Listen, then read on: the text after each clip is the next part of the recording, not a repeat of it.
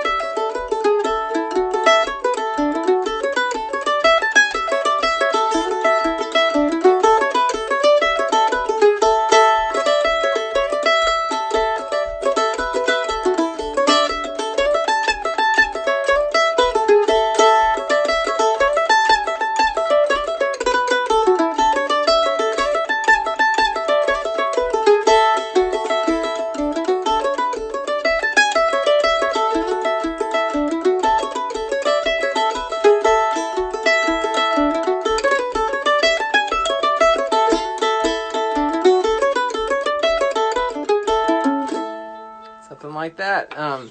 And I really love playing jigs in particular because I think on the mandolin you really have to adopt a whole different outlook on how you approach the music with your right hand.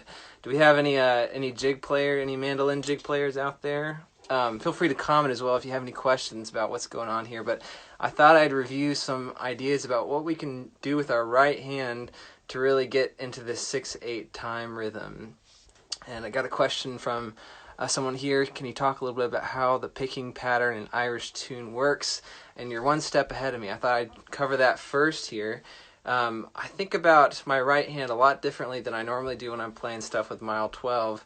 Usually in bluegrass we're playing in 4/4 time signatures, or 2/4, cut time is another way of thinking about that. Or we also play in waltzes, but we generally don't play in 6/8 time. That's a more of a unique stylistic thing for Irish fiddle tunes, and it's funny, it's only like one small slice of the genre, but we have to reimagine our whole technique with our right hand.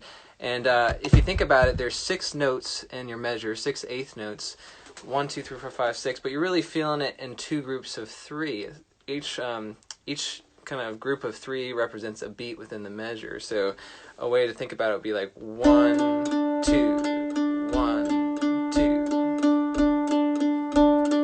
Now if we were to alternate like we normally do with our right hand, we'd be playing the beat backwards, where we're doing an upstroke on the second big beat in the measure. So it'd be like down, up, down, up, down, up, down, up, down, up, down. I don't know about you, but I find it really hard to accent my upstrokes just because of the way gravity works, right? So it's really important to try to play a downstroke on that 4th note in the measure. That 4th note is kind of the second big beat there. So in order to reset our pick direction, what we do, instead of down, up, down, up, down, up, we do down, up, down, down, up, down. So here's the difference. You can kind of hear it. Here's the alternating version. It's down, up, down, up, down, up. And then the new jig picking pattern is down, up, down, down, up, down.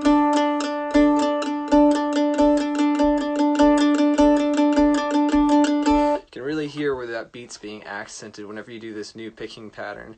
And I remember when I was first playing with that Celtic band growing up, I didn't know about this, and I always played the jigs with an alternating pattern just because I didn't know any different. But I remember going to the mandolin symposium in high school and spending some time with Marla Fibish, and she set me straight, her along with Tim Connell. And they're 2 people to really look towards as far as how to approach this music on the mandolin, because there are so many kind of unknown factors with this instrument in the genre since it's relatively new to the style. It's only been around maybe since the 50s or so, and there's not too many people who play it in the music, so we're still kind of discovering what works best. But this jig picking pattern, I think, is really essential for getting the right sound and the right feel for the jigs. And if you listen to a lot of other Irish mandolin players like Dave Surratt or Dan Beamborn as well, they're all great players, and they adopt this style of picking. So I think that alone attests to its importance. I remember Marla told me when I was first getting used to this, she said, just get in the habit of making that motion with your hand any chance you get. You can, if you're standing in line at McDonald's or something like that, just grab like the outside of your pants right here and just do down, up, down, down, up, down, down, up, down. It's pretty weird, isn't it? But eventually it does become natural, and it took me maybe about a week to reset it. I thought it would take longer, but once I started getting into the groove and really practicing it, it came along pretty easily. So that's your first step into getting into this jig style. And a good way to practice it would be to maybe use your open scale, like a D major scale, for instance, that uses a lot of open strings here. So maybe trying a measure of the pattern on every note on the scale would be a good place to start. So it'd be like 1, 2, 3, 4, 5, 6, down, up, down, down, up, down, down, up, down, down, up, down. Coming through okay there. So that's a good place to start. And let's see, I wanted to talk about some triplets next. Someone here is asking about my approach to triplets in 4/4 time. And I think it's related, jig triplets as opposed to triplets that you might play in a reel or a hornpipe. they're all a similar technique for me. And this is where another kind of difference between bluegrass and Irish music is that most of the time you're articulating the triplets with your pick. You're articulating every single note in the triplet instead of maybe hammering on or pulling off. And I think there's room in Celtic music for those types of triplets as well, but I grew up listening to Sam Bush, and he would do stuff like my poor Sam Bush impression there, but those hammer-on triplets, which we use so much in bluegrass, we don't use them quite as much in Celtic music, and we mostly do these really fast bursts with our pick. And another clarification, they're not really triplets either. It's a little bit confusing, but it's more like 2 16th notes followed by an 8th note. So you want the triplets to be front-loaded rhythmically, right? It's like a real fast burst of notes before getting back to the melody there. And in order to, iron out what to do with our right hand here, it's a little bit confusing about what direction we should be picking. But I always feel like I want to start the triplets with a downstroke no matter where I happen to be in the measure. So for instance, if we're coming back to jigs for a minute here, if we're doing... Oh, here we go, back again. Sorry about that. So if we're doing this down, up, approach, let's say we do a triplet on the first note here. We do down, up, down, down, down, up, down. So I have to resume the normal picking pattern after I play the triplet. So I ended up doing 2 downs at the end of the triplet there, right? So it's down, up, down, down, down, up, down. I guess actually 3 downs if you think about it. When I come back to that 4th note in the measure, the 4th beat in the measure, I'm doing another down there.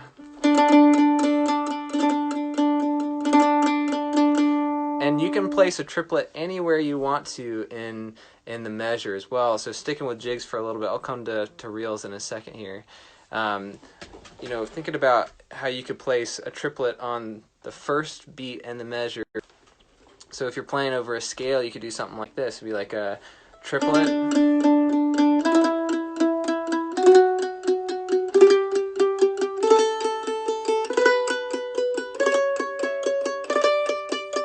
So that's on the first note of every measure, but you could also do it on the second big beat in the measure, the 4th note, right? So you could do down, up, down.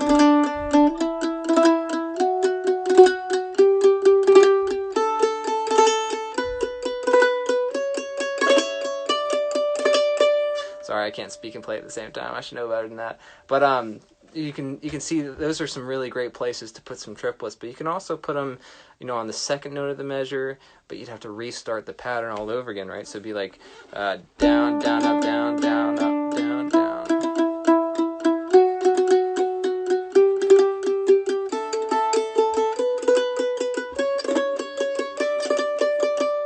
So all sorts of possibilities there. It's good to get used to all of them on this jig front. And then when you come to reels, it's a little bit more straightforward. You're almost always doing the triplets on one of the 4 beats in the measure. So you'll be starting a triplet on a downstroke anyway, since if you think about it, we're always doing downs for the numbered beats in the measure, and we should be doing ups for the 8th notes that fall in the cracks there. So if the triplet falls on one of those 4 beats, what you'll be doing is that quick down, up, down for the triplet, and then you'll have to do, I believe, another down afterwards to kind of reset your right hand pattern. So let's see, there's another tune from Damien O'Kane I was working on a little bit. It's called Castle Rock Road. It's a great tune, named after a place not too far from where I'm at right now. And the A section goes something like this, like...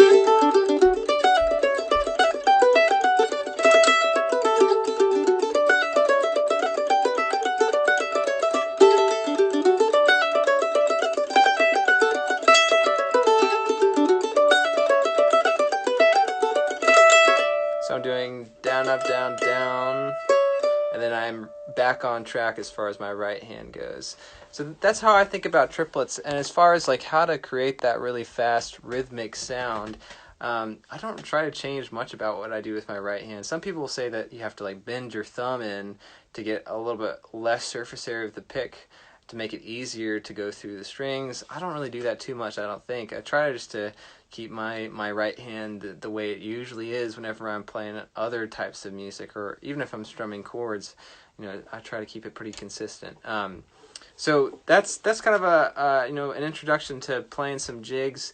There's a lot of great tunes out there. I definitely recommend thesession.org as a place to learn some tunes. They've got they don't have tab, but they have standard notation, and they have the letter names for a lot of tunes out there. Pretty much any tune you could find.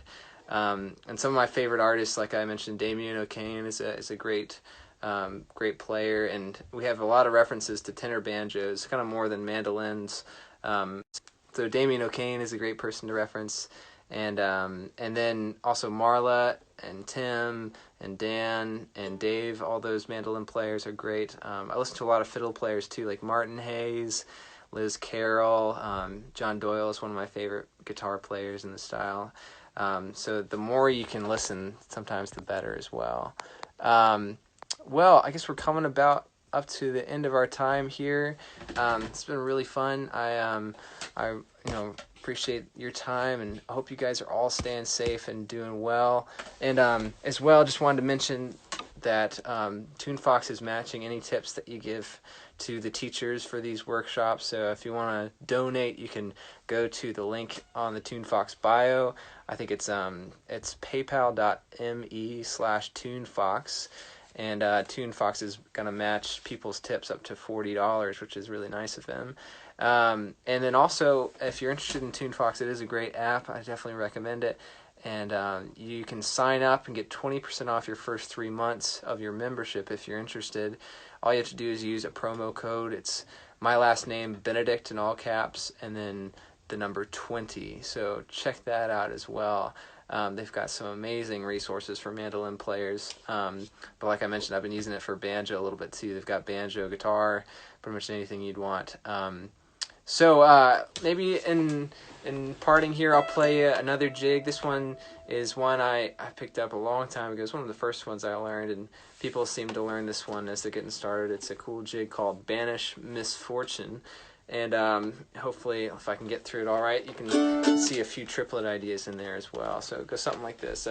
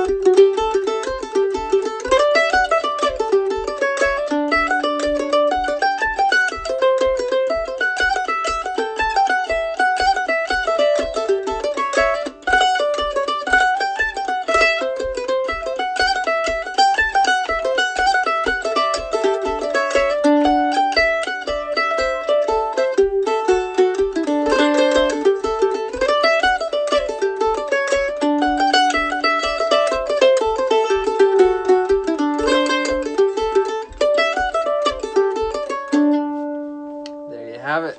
Some Irish tunes for you on the TuneFox page. Thank you guys so much, and I hope to see you guys again soon. Let's see.